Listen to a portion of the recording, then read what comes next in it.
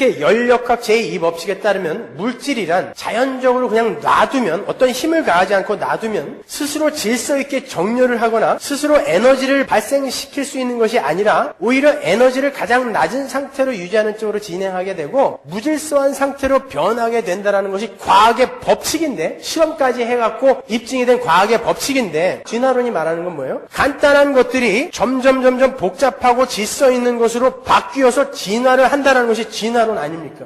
그것이 연력학 제2법칙에 명백하게 위배되는 거죠. 그러니까 진화론은 과학적으로 너무나 많은 허점을 갖고 있는 가설인 거예요. 물론 창조론도 과학적으로 증명을 하자면 설명이 안 되는 부분이 너무 많아요. 그러나 우리에게는, 진화론자들에게는 없는 믿음이라는 것이 있단 말입니다, 여러분. 그래서 그런 불합리한 점들이나 설명이 안 되는 부분들이 그냥 믿어지는 걸 어떻게 해?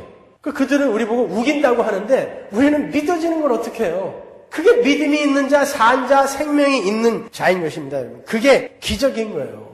그럼 만물은 창조된 거예요. 여러분 생각해 보세요. 작은 시계 하나가 조립되어서 완성이 될 때도 시계 조립공이라는 그 외부의 힘, 에너지가 부품을 가지고 순서에 따라 이렇게 질서 있게 조립을 하는 일을 해야, 에너지를 공급하는 일을 해야 시계라는 것이 탄생이 되는 거예요. 제품이, 설사 시계의 부품들이 자생적으로 우발적으로 이렇게 생겨났다, 자연적으로 생겨났다 하더라도 누군가 지적인 존재가 그것을 질서 있게 순서에 따라 조립을 하는 그 일, 다른 말로 밖으로부터의 에너지를 부어 넣지 않으면 시계는 저절로 시계가 될 수 없단 말입니다. 이게 과학의 원리인 거예요. 일도 그냥 아무런 일이나 하면 안 돼요. 저한테 시계 조립하라고 그러면 전 못해요. 우리 아들에게 조립하라고 그러면 통에다 놓고 흔들겠죠. 일은 하는데 어떤 지적인 존재가 설계에 의해서, 계획에 의해서 정교하게 일을 하지 않으면 제품이라는 것은 탄생이 될 수 없단 말입니다. 그런데 하물며 생명이 우발적으로 이렇게 탄생이 되어서 어류가 양서류가 되고, 양서류가 파충류가 되고, 파충류가 포유류가 되고, 포유류가 원숭이가 되고, 원숭이가 인간으로 이렇게 되어지는 일들이 우연히 발생되어진다는 것은 과학적으로 안 맞는단 말입니다, 여러분.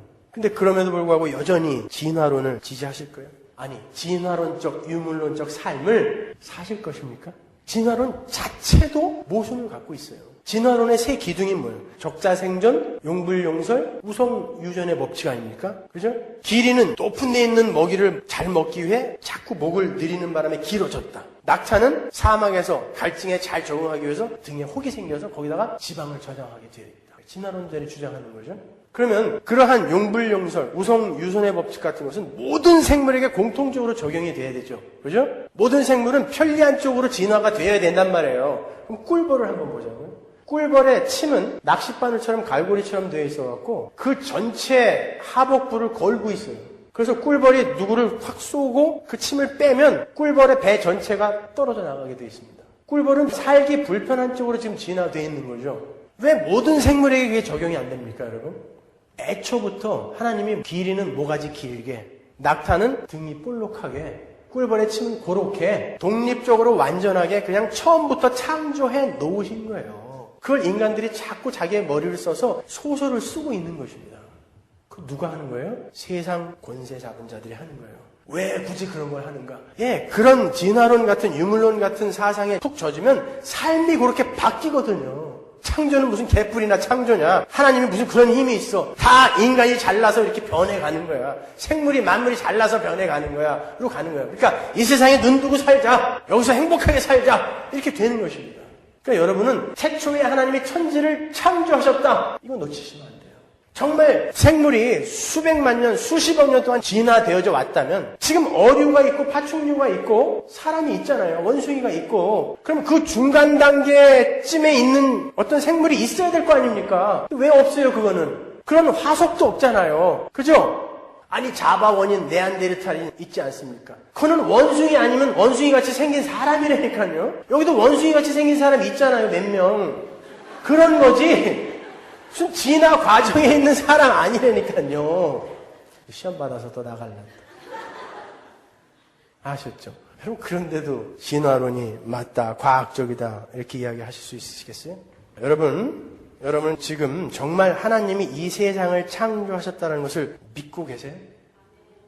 그렇다면 무에서 말씀으로 만물을 창조해내신 칼 바르트가 얘기한 것처럼 무슨 무적인 것에서 창조가 된 게 아니라 그냥 완전한 무에서 창조를 이루어내신 그 하나님이 도저히 불가능할 것 같은, 도저히 변할 것 같지 않은 우리 속에서 시작한 그 새 창조가 완전히 완성이 되겠습니까? 안 되겠습니까?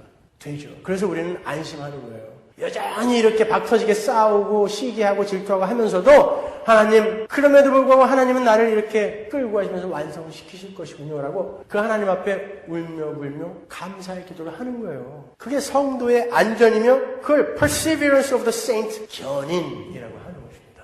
근데 당신은 왜 맨날 이렇게 소리를 지르냐? 저라도 소리 안 지르면 여러분이 너무 개판으로 사실까봐 저는 계속 경고를 하는 거고. 아셨죠? 여러분 그 창조를 믿으시죠? 태초에 하나님이 천지를 창조하셨습니다. 우린 그 하나님을 믿고 있는 거예요. 그 전지전능한 그 하나님을 믿고 있는 거예요. 그러니까 기죽지 말고 겁먹지 말고 당당하게 사세요.